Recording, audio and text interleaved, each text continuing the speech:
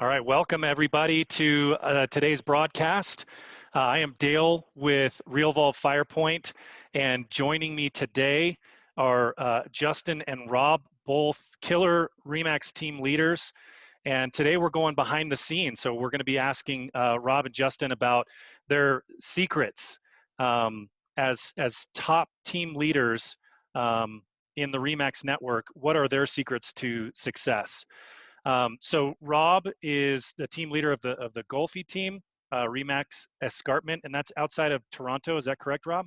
Yeah, Hamilton, Niagara is where we, just along the Queen Elizabeth corridor around the Golden Horseshoe. We're about 45 minutes outside of Toronto. Got it. And Justin Havre, I probably butchered both of your last names. Of Justin, is that Havre? Justin Havre, yeah. Yeah, okay. Justin Havre and Associates, Remax First, and you're more in central Canada, is that correct?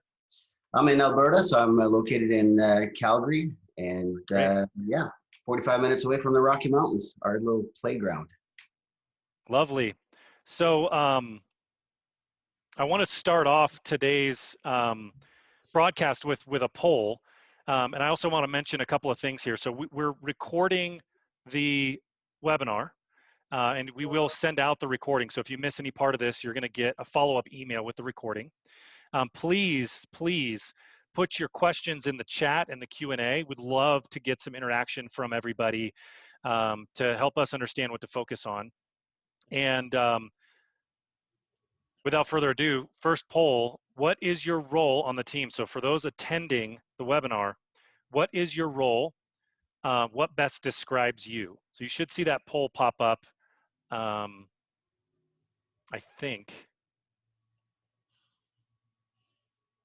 Let me see if I might have to do that now. There we go. So we'll give everybody a couple of minutes here or not a couple of minutes, a couple of seconds to answer that. What is your role on the team? What best describes you?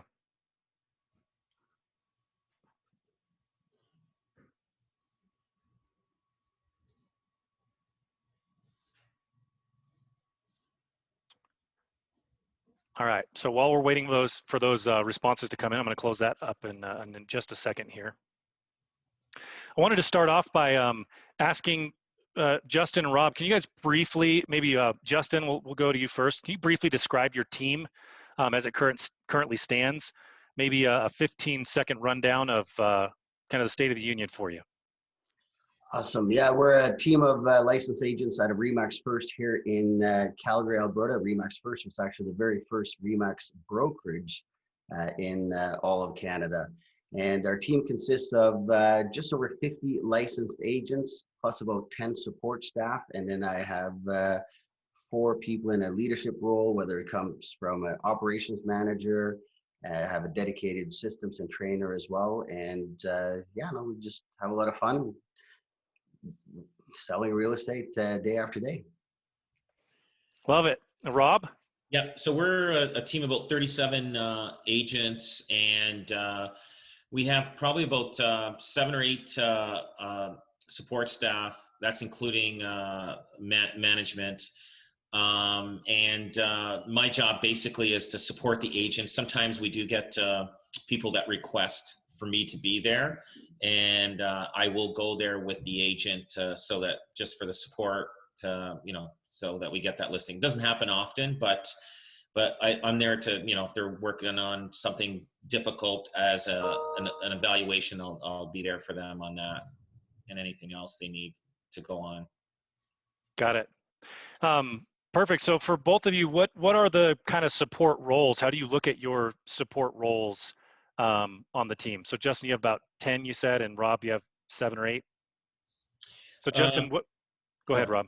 Well, okay, yeah, no, I've got a director of operations, and basically handles all onboarding, IT integrations, and fine tunes company processes.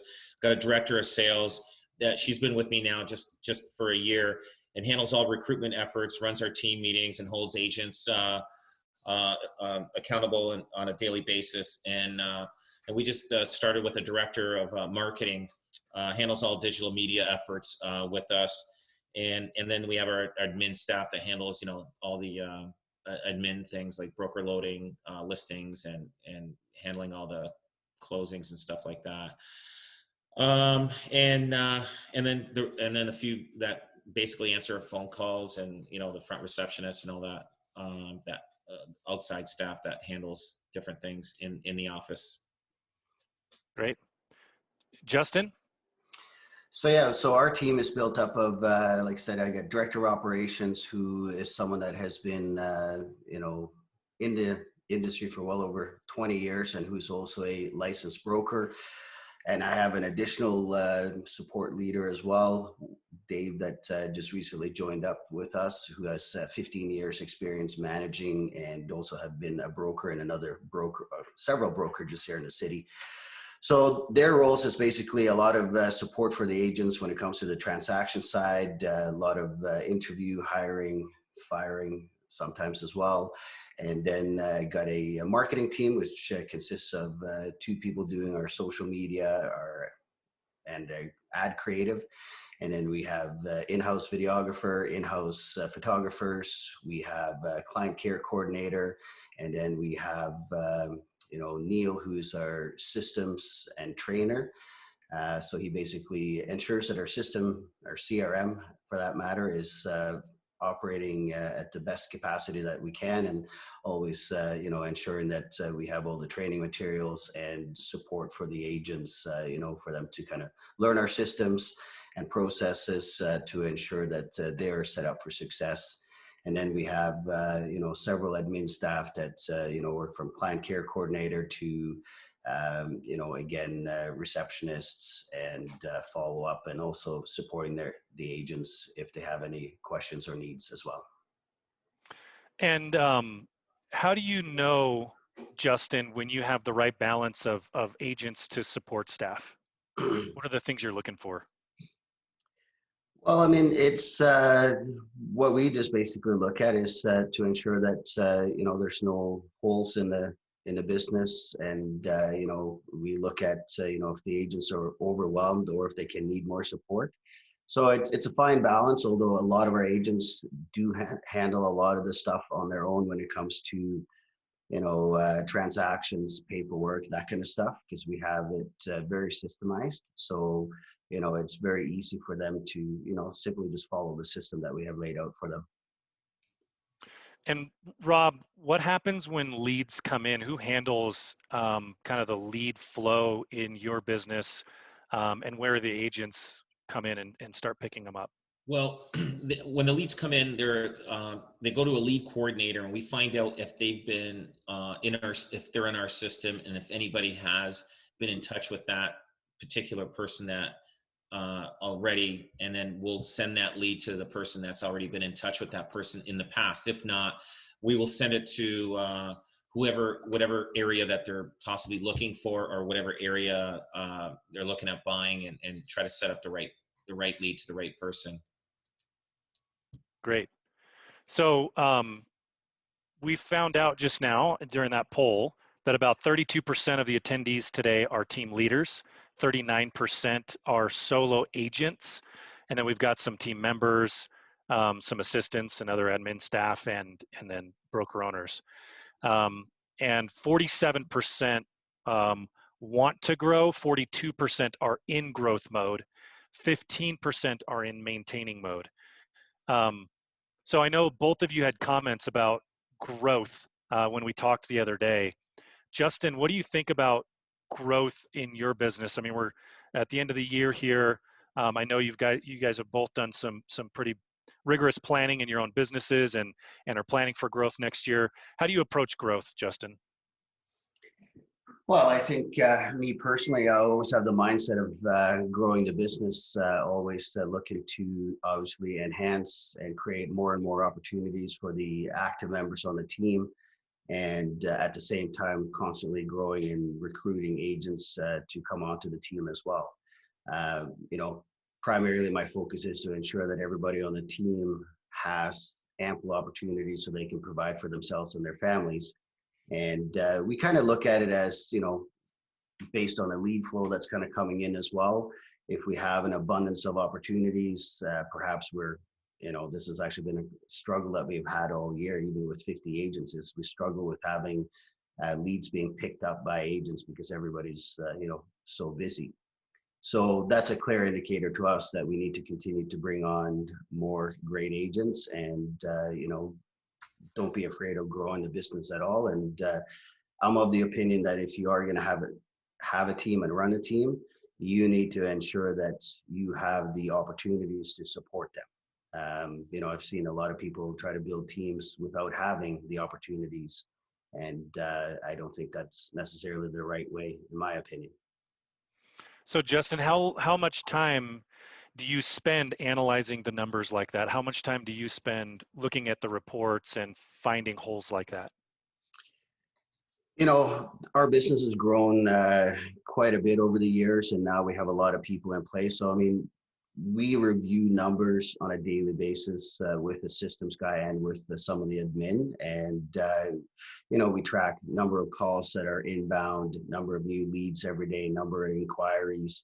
And, we really kind of look at the trends as well. I also, dive into Google Analytics to kind of see what kind of traffic our websites is getting. And I check that on a daily basis. That might be a little bit of an obsession, but it's another story. So just always having a pulse on the business to ensure that things are running well, and at the same time that we don't have any holes in the business or we need to add additional staff or agents. So Rob, I know both of you, you and Justin both had a lot to say about lessons that you learned in the past. One of the things that came up that was a pretty big deal for both of you was accountability. You mind sharing with us how you approach accountability, and to set the stage a little bit for everybody listening? This is one of the things that most teams that we talk to struggle with, that it's always a big focus for them. Accountability with the agents, getting the agents to do what you ask them to do. Justin just mentioned one of the things they struggle with is getting the agents to respond to the leads in a timely manner, whether that's overwhelm, overload, or whether that's an accountability issue in your team. It seems to be across the board kind of a ubiquitous problem or challenge that never ends. So Rob, how do you approach accountability with your team? Well, we're watching the CRM to find out they're putting notes in there so that we can see what they're doing. Also, we want them to, when they do get a lead, they follow up with it right away, not 24 hours later. They're doing it within the hour, but we prefer it within 5 to 10 minutes. Our ratio of getting that as a client is a lot greater the sooner we get that lead. Also, we will penalize them if they're not actively doing anything online with that lead and putting notes into our CRM. And we're actually adding another person to make sure that nothing is left behind with the accountability, especially on our leads, because we know we're spilling business, and now we want to capture. We don't want anything spilt. We want everything taken care of and followed up on, and so that every lead is taken care of every time. And Justin, you mentioned, and Rob mentioned this too, accountability is at its all-time highest this year, and maybe even it's going to continue to go up. Talk to us about how you and your team approach accountability. Well, accountability, is I think something that we all try to avoid at some point in time in our lives, right? And one of the things that we have learned over the years is that accountability is something that will actually make people, including myself, more productive. The thing is, you can't make a human being productive. You can only facilitate the best condition for someone to choose to be productive. So what we have learned over the years is that, we set the expectations of the agents when we hire them. So, we basically lay out what the expectations are for lead follow-up, for learning our systems, for learning our presentations.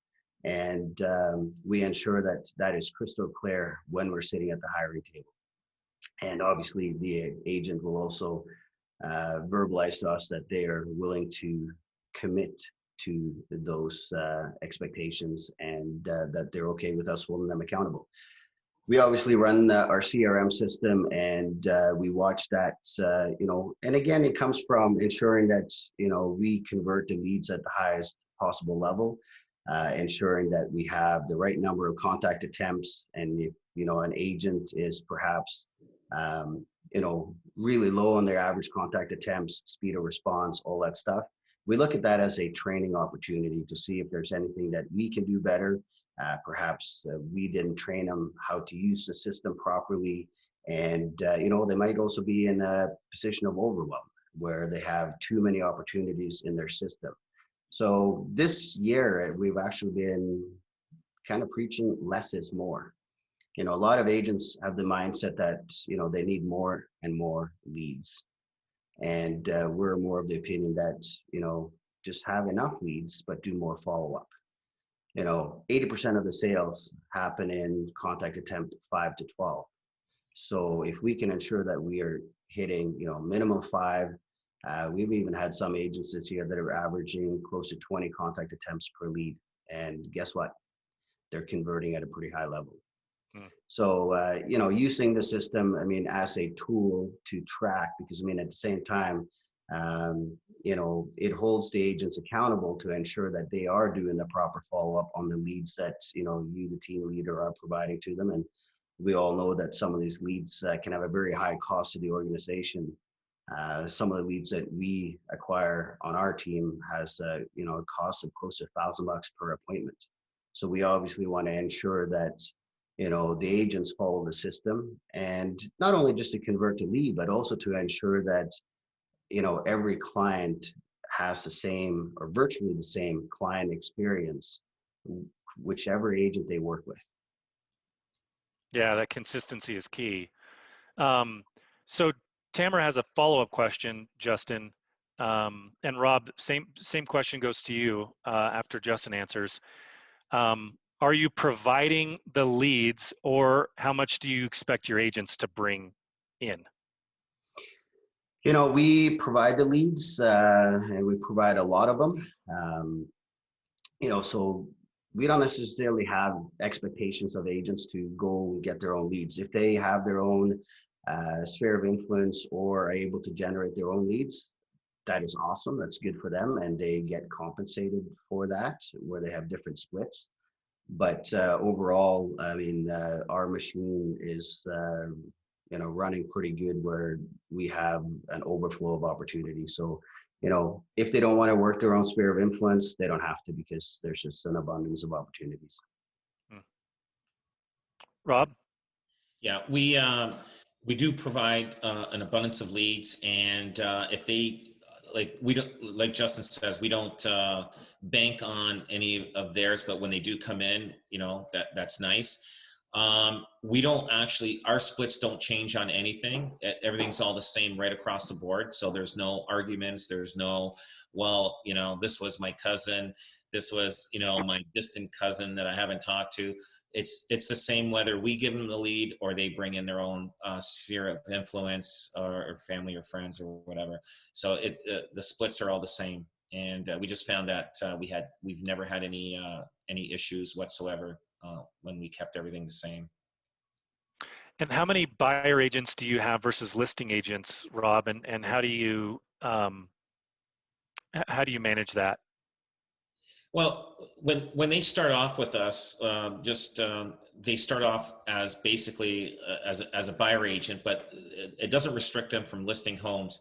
But we do have and you graduate to be a listing agent once you know the presentation well, and we feel confident in you going to any listing whatsoever. I'd say probably 40% of our team would be listing agents that we would just automatically get if we get a call regarding a house or a listing that they're looking at putting their house on the market. We have probably a select that would get that first, And but the buyer agents do list also, you know, from leads that they get, or even you know, from, you know, maybe doing an open house, they pick up somebody. But we do have a select core that do listings, and that's it. And it's probably about, I'd say 35% of our team that is a dedicated listing team. Justin, do you approach that differently? Yeah, a bit differently. I mean, we have 8 agents that are dedicated listing specialists, and that's all they do all day long. They're the ones who get the listing leads that we generate from radio, TV, billboards, and other forms of advertising. And you know, they still have the ability to obviously work with buyers if they choose to as well, and or if a seller needs to buy. But some of them are also even just handing off the buyer side of the transaction to you know, the agents that are considered buyer agents. Our buyer agents are also able to list properties as long as they have shown us that they know the presentation and they have a good idea of how to do a CMA and all that kind of stuff. So again, we're really focused on ensuring that the client experience is the same no matter who the agent they're working with.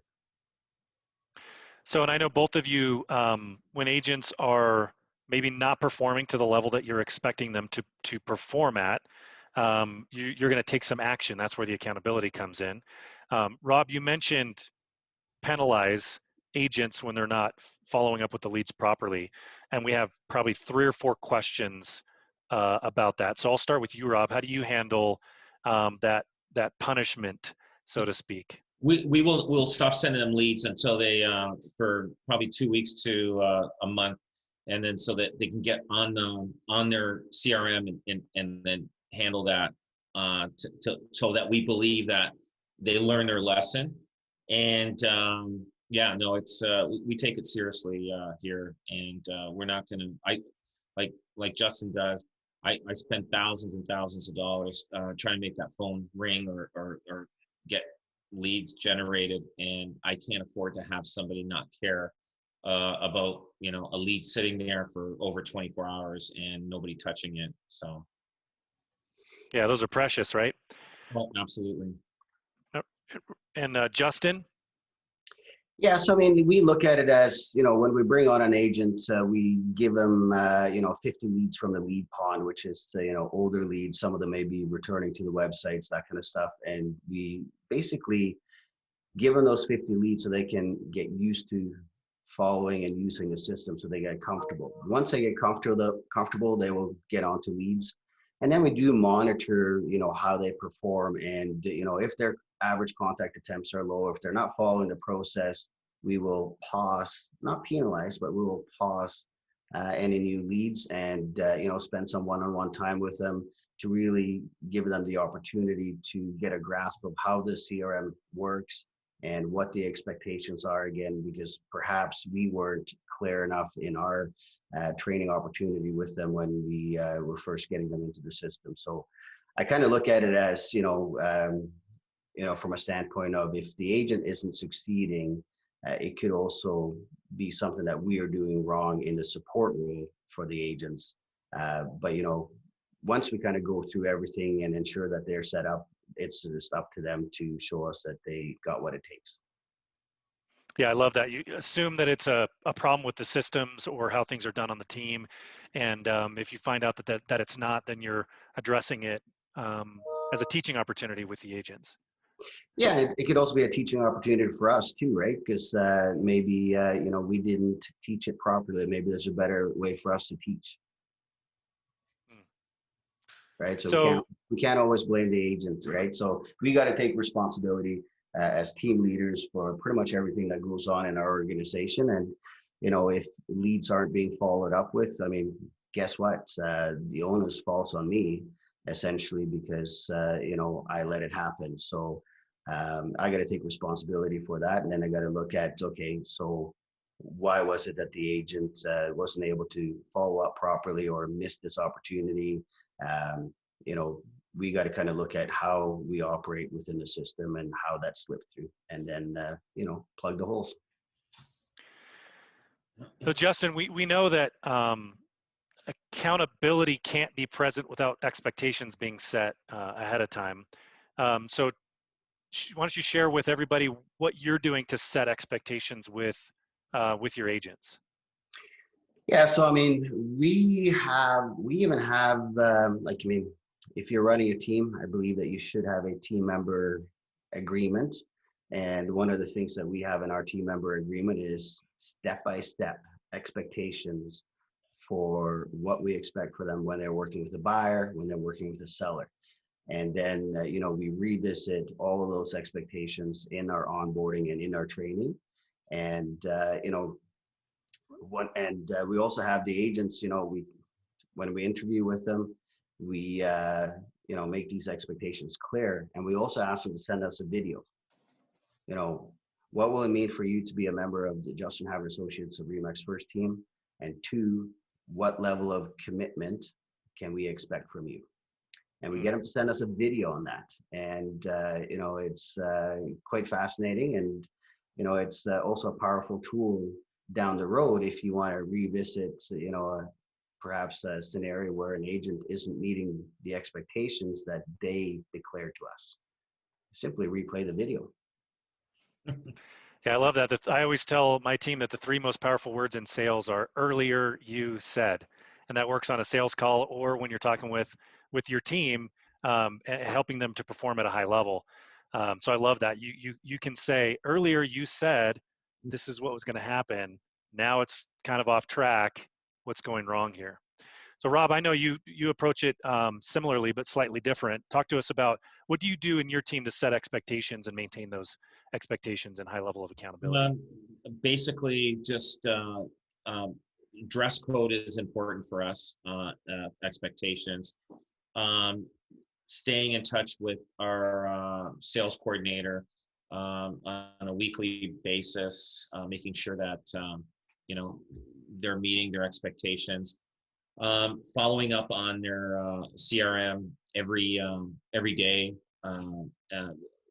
Like our expectations are pretty high when they come on board. We warn them saying, listen, this is not just where you can sit back and think that this is selling sunset and just walking around looking good. This is, you got to work hard in this business and follow up and do and work. And like, we feel like we have a strong brand in our market, and having that brand behind you should make it a lot easier than any other real estate team or agent in our market to get in the door and to get that buyer deal or listing deal. So we'll sit down with them if we feel that things aren't going what we feel that they promised us when they started, and we have no problem letting people go. We've got a reputation, a good reputation in our market, and we want to keep it that way. Yeah, so I mean, what I'm hearing from both of you is accountability is not something that slips, and expectations are not loose. They're very clear, and you have very regular cadences for reviewing those expectations and holding the agents accountable. It's something that is always kind of driving things forward. Yeah, and I think it's incredibly important to operate in principle and, basically be crystal clear. I always say, everything lies in our team member agreement, because that's where we have everything kind of laid out. So we're crystal clear on what we bring to the table. We're crystal clear on what expectations we have of the agents, right? So that's where pretty much my integrity lies in that agreement. So if there's ever any, gray areas or any questions, we go back to the agreement. It's kind of like when you're selling a property or buying a property. What does the contract say? Right? Because I've learned a lot over the years. I've failed a lot, and I've also grown as a leader myself as well. And it's an interesting journey for sure, but accountability is definitely something that has taken our business to the next level. It was perhaps something that I may have been afraid of before in my earlier days, but it definitely is something that moves a needle when it comes to productivity. And we kind of look around society as well. I mean, you look at high performance athletes, professional sports, they're all held to a standard and they have accountability. We had a girl that left us about 2.5 years ago, and she admitted to me probably about, I think about 6 months ago, admitted she left and she'd been on 2 or 3 different teams and different brokerages and everything. And she realized her sales were better with us. She said, you know what, nobody of these other teams were made like accountable. Like they just let her be a free bird on their team. And we were always on her, making sure she was doing her job right and everything. And her sales were high. She's never hit the volume of sales with anybody else besides us. We normally don't hire back when somebody leaves. It's a one-way door. And a lot of times when they leave for a while and they come back, they may feel that it's the same atmosphere. The culture does change a little bit, and they come back and they feel it's going to be the same way, and it isn't. We do have a good culture, but because of the accountability that we expect, our agents do well. And when they leave and they think the grass is greener on the other side, they realize how important and how good it was with us. And sometimes they want to come back, and we just say sorry, Otherwise we're just going to let an example of other people leaving, and they know they can come back. So we just it's a one-way door for us. Yeah, I mean, so I want to touch on one more thing on accountability. I could talk about accountability for another 30 minutes, but I do want to move on to some other things. But Harvard Business Review and other business publications do a lot of study around communication and accountability. And one of the things that they find is people that are held more accountable are happier in their job and they perform better. So their satisfaction in their job, their satisfaction with their own performance, and their satisfaction directly with their manager increases with the level of accountability. But I think it is important to note that both of you have talked about setting those expectations properly. You can't set a high level of accountability on the team if there's loose guidelines, loose expectations. That's a recipe for disaster. So the last thing I wanted to touch on accountability was both of you said that 2 of the best decisions you've ever made in the business were about the coach that you have for yourself and for the team, and around hiring a sales manager to help you in the team. Justin, can you talk a little bit about that? And then Rob, I'll go to you. Yeah, and I mean, you know what? I think having a coach is something that can be very, very impactful for yourself personally and professionally. Myself, I was introduced to John Sheplack here about 4 years ago, and I was, going through some personal challenges, and I was introduced to John Sheplack, and it has been incredible for myself personally, and because however you operate, I mean, we're all human beings, and if we got shit, I'm going to call it, going on in our personal lives, it is very likely that it's also going to show up in our business. So I've discovered that, making that investment into yourself, fixing yourself, it allows you to be a better leader, and that also shows up in the work and within the organization. And we have our entire leadership team coached with John Sheplack as well.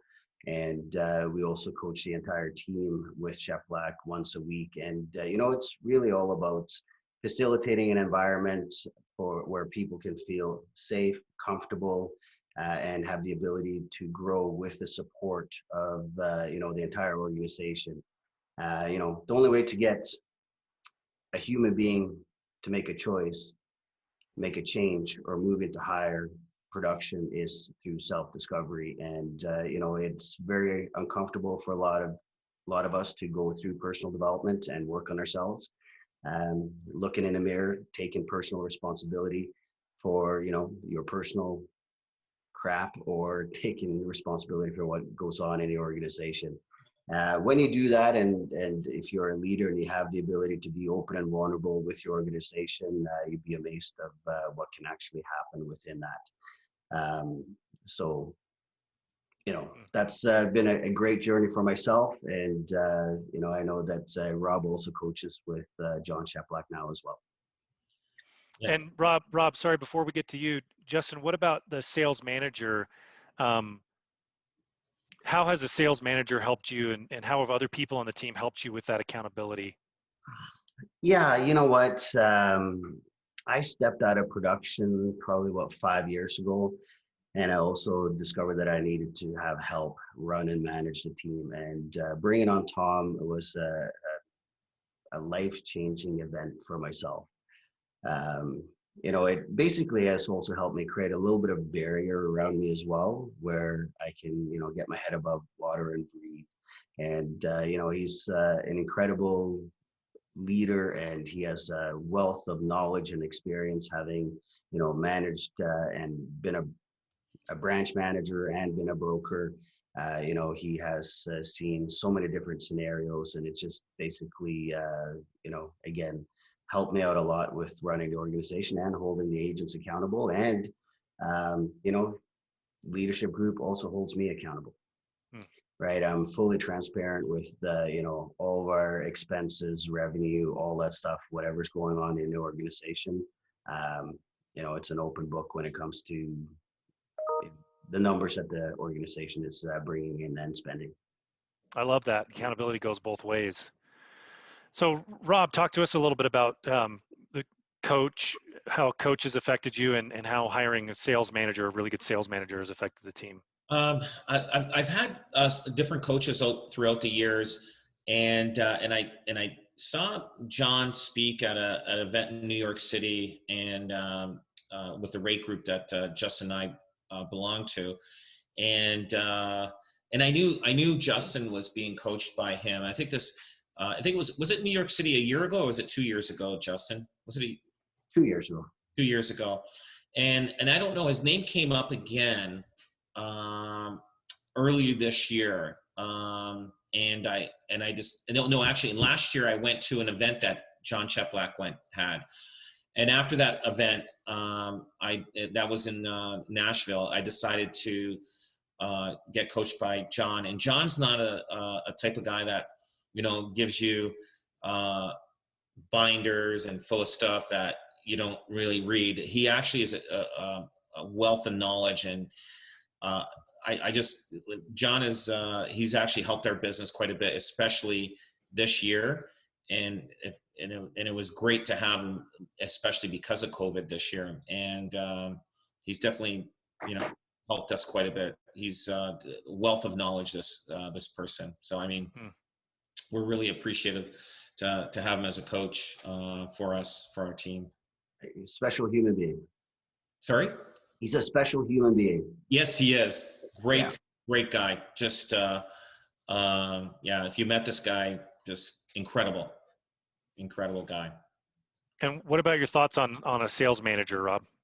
You know what? We when we were looking for a sales manager, and I'll tell you, I just started with a sales manager I just over a year ago, and I was actually looking for somebody in the corporate world, not through the through real estate, because I felt that I wanted all the the experience from a corporate world, because if you're a sales manager, you can manage any type of sales type of business.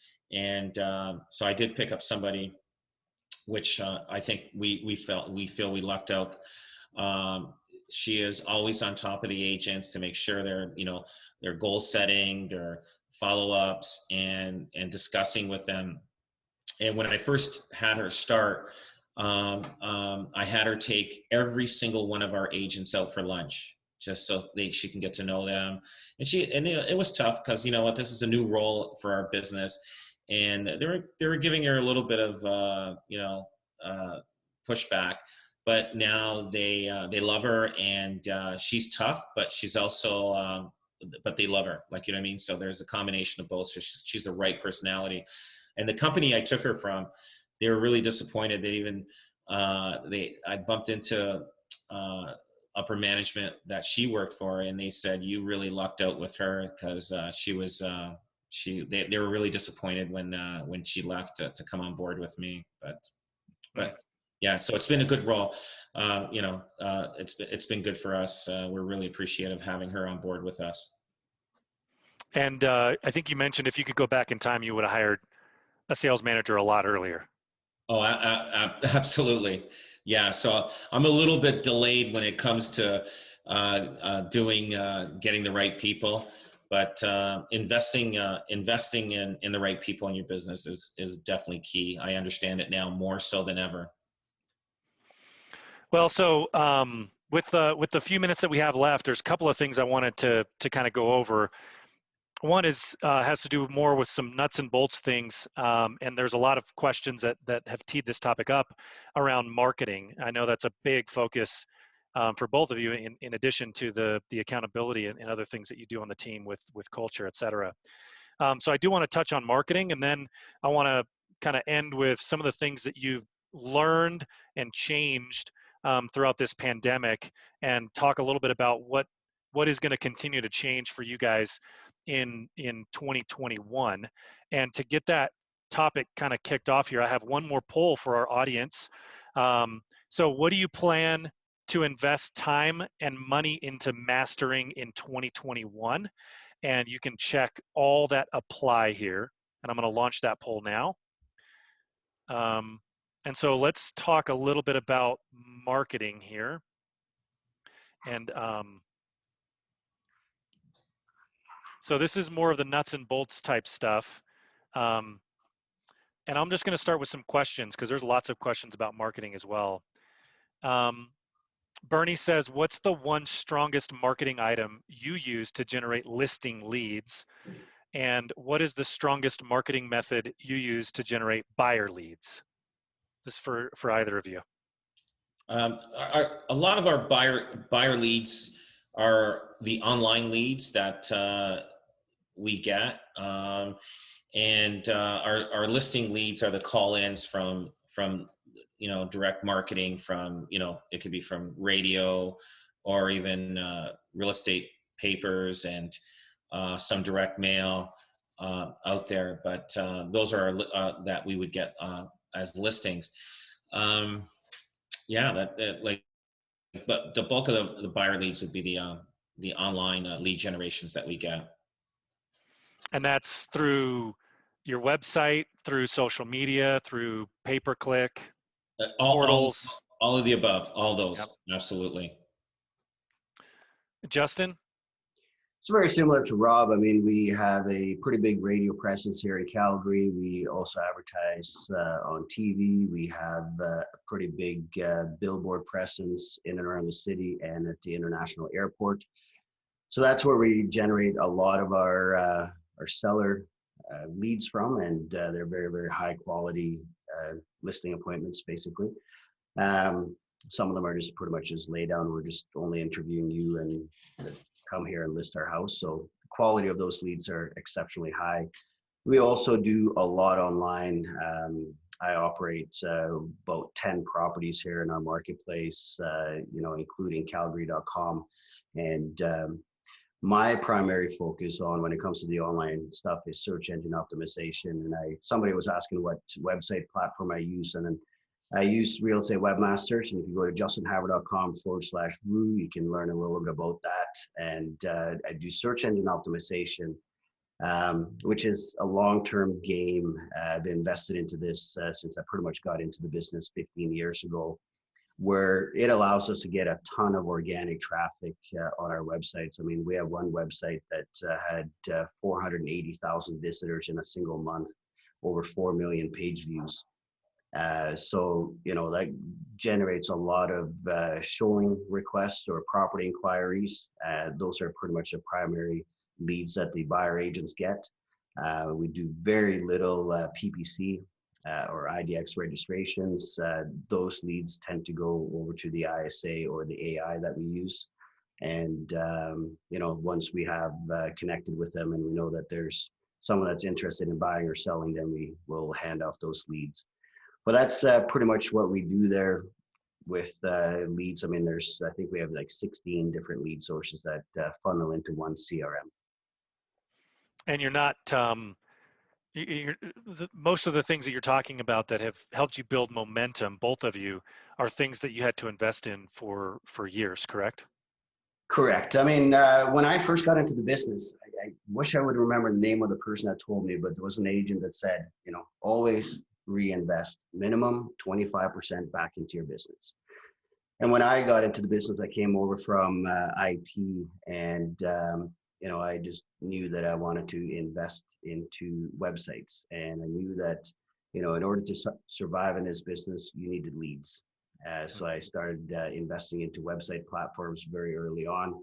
Probably turned into a little bit of an addiction, I would say. With acquiring domain names and building out these websites. But I look at, what I have here today for our organization with, all these domain names, and even acquiring Calgary.com for, our team. They become digital assets for our organization. And I know that, for somebody to replicate the kind of traffic that we generate on our website, someone would have to spend in the neighborhood of $700,000 to $800,000 a month on Google AdWords, Canadian dollars, by the way, not US. But so the traffic that we get is enormous from having made these investments, over now almost 15 years. Rob? Yeah, we reinvest every year ourselves. We've probably reinvested this year, probably more so than ever any all of the years, especially coming into 2021. And I think you have to.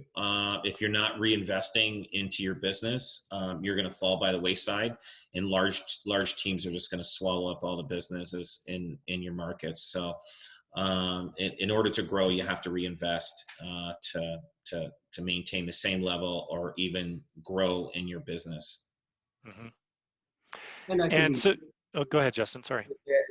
That's typically very scary too, right? To reinvest money into something that you may know that you're not going to get your return on right away, especially when it comes to like search engine optimization. That's more of a long-term game. And if you have the wrong partner doing your search engine optimization, I mean, it's like driving down the freeway, throwing cash out the window. But, it's also something that, when the market retracts and when we had, COVID hit, we had to make some pretty quick decisions on, cutting some advertising or pausing some advertising, and really just kind of analyze the landscape that we're heading into. And where do you see the best return on investment for somebody that's getting started? What would you recommend for a good ROI? Because obviously the advertising on the radio and other things like that in the market, that's branding that takes a little while to build up momentum for you. The SEO takes a little bit of time to build up momentum. What would you say is kind of a good place to start for ROI, and how would you recommend that people approach that? I would say you got to start doing something on Facebook and Instagram videos. Just that's the only way. The least expensive way to get started and build from there. And then you start building your brand, and then just grow from there. Just add on, and then you get to a point where your brand becomes strong, and once you've achieved a level where that you're one of the top 5 or 10 agents in your market that people know about, now you just got to grow from there. But I think it is tough. It is tough, but you're going to have to do a lot of digital marketing if you want to do it cheaply to get started, and just grow from there. And safe to say, you'd recommend if somebody's a really small team or they're a solo agent, they should expect to call each one of those leads 8 to 10 times. Absolutely. More. Just like Justin said, 20 times. Right. Yeah. So what I would say, I mean, if you're a new agent looking to get into the business, or you've just gotten into the business, I think the safest thing to do would be to perhaps join a team.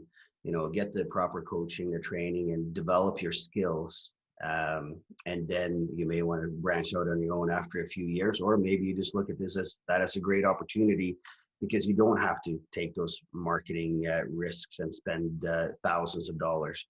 But if you do want to spend some money, I would recommend getting a website and then having a fairly small budget for pay-per-click or Google AdWords, so you can generate some opportunities, and then just learn how to convert those leads into appointments and get some sales, and then continue to reinvest a portion of your commissions back into the business. That's one way you can do it. If you want to do it for free, utilize social media. It's all about consistency in getting the right messaging to the markets. If you can consistently do video every day on the social media platforms, after 6 months, I'm sure that you would get some business out of that, and it wouldn't cost you anything but time. Yeah, I mean, I've seen agents involved in some social media groups and some coaching organizations that focus on that, and it's pretty incredible how much of a return you can get from a very small budget on social media if you're willing to put in that kind of daily, weekly videos, like you're talking about there, Justin. But it Yeah, has to be consistent. it has to be consistent, and we've found that from our experience running, retargeting or Facebook ads, dynamic Facebook ads, and all that kind of stuff. We find that they're half as effective as Google ad or leads that come from Google, whether it's registration leads and that kind of stuff. So, because a lot of the leads that are generated on social media, people accidentally just click on it just to look at pictures. But if they're, doing a search in Google and landing on your Google AdWord or your website organically, they have intent to purchase real estate. Whereas, social media, a lot of us tend to spend a little bit of time just daydreaming and whoops, clicked on that, didn't mean to do that, right? So those are a lot harder to convert. But at the same time, you're building a database, so maybe 2, 3, 4 years down the road, they may transact. Right. So which is another key point of the advertising game, is to make sure that you have a good place to put all your leads. You can nurture them over a long period of time, because not everybody that you collect is looking to buy today. Yeah, what do they say? Data is the new oil. Data is the new oil. So we're almost out of time here, and I have a ton of questions that we just didn't get to, lots of chats that we just didn't get to, and I do want to make sure we have some time to talk a little bit about COVID and the pandemic. I know maybe some people are just sick and tired of hearing about it and thinking about it, but it is our current reality still. There's been some positive news that we've all heard on that front, but why don't you, Rob, can you share with us what's your team's approach going to be going into 2021 as it relates to the pandemic? What are you guys doing differently because of the pandemic, and maybe just what are you going to do differently based on just lessons that you've learned? We're probably, we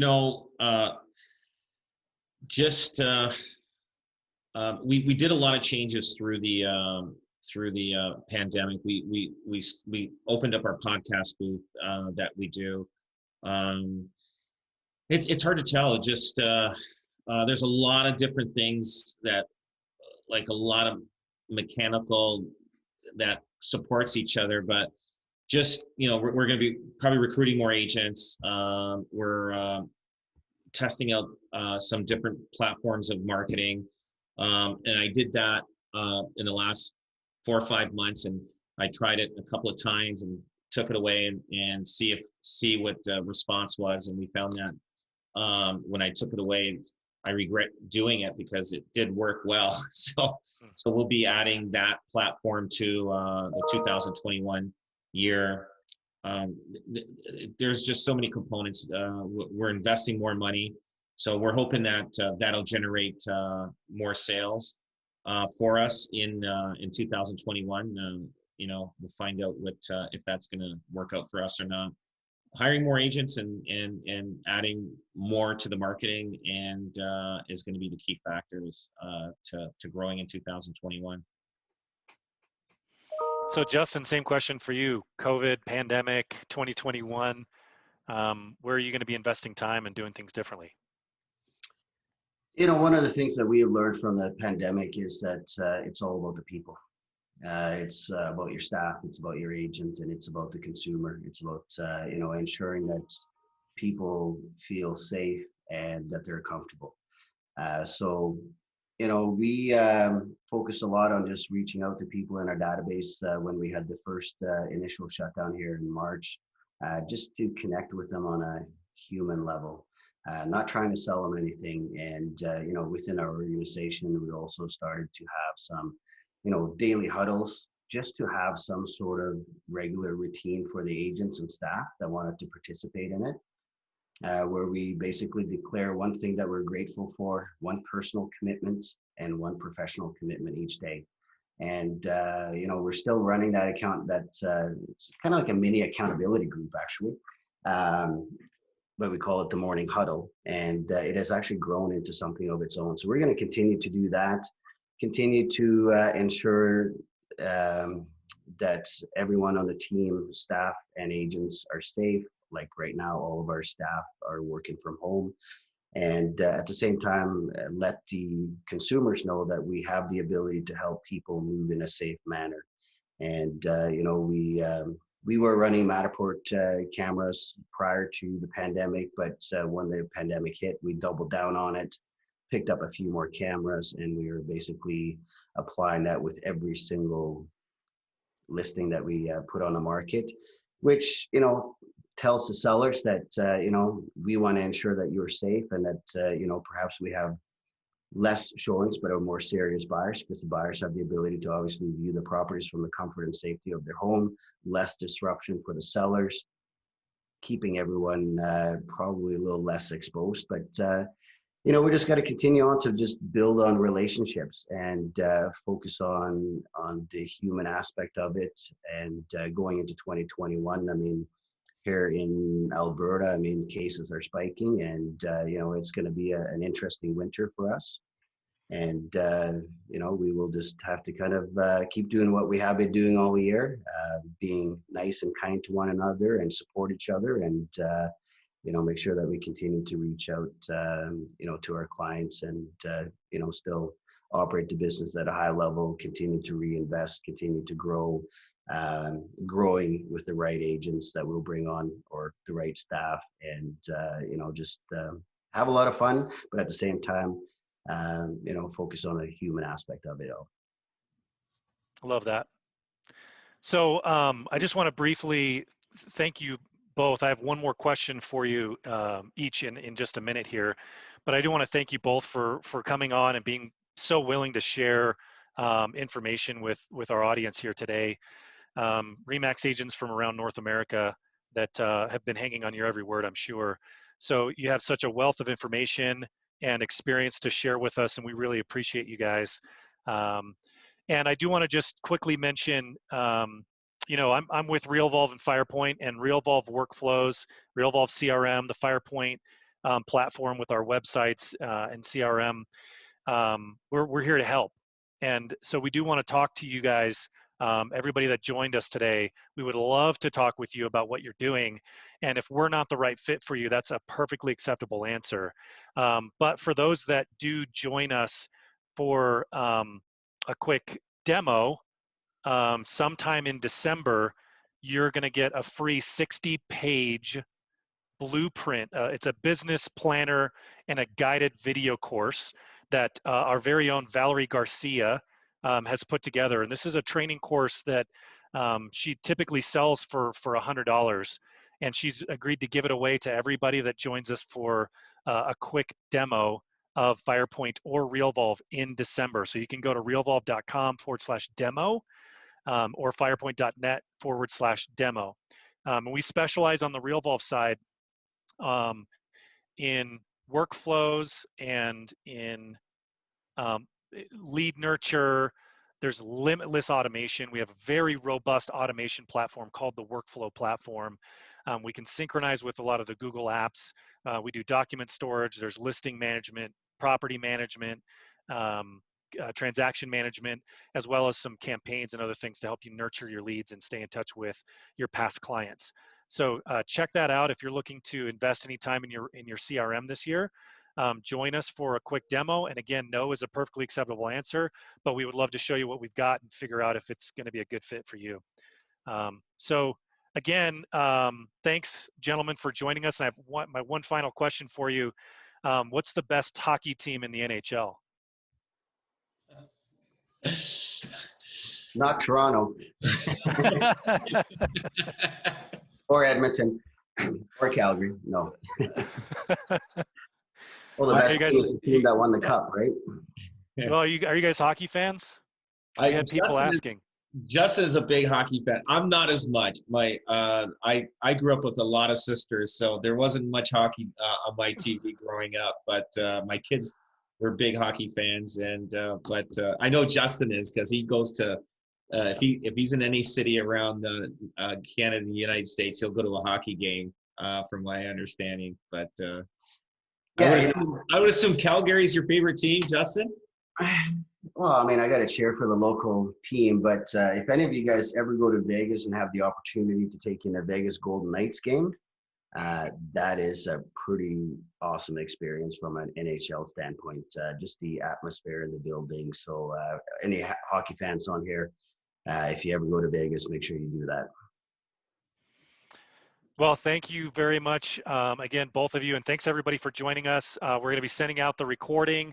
If you have any questions, feel free to send them in. If you have questions for Justin and Rob that we didn't get to, shoot me an email, dale@realvolve.com, and I'll forward it on to them. And if they have some time and would be generous, they'll share those answers. So thanks again, everybody.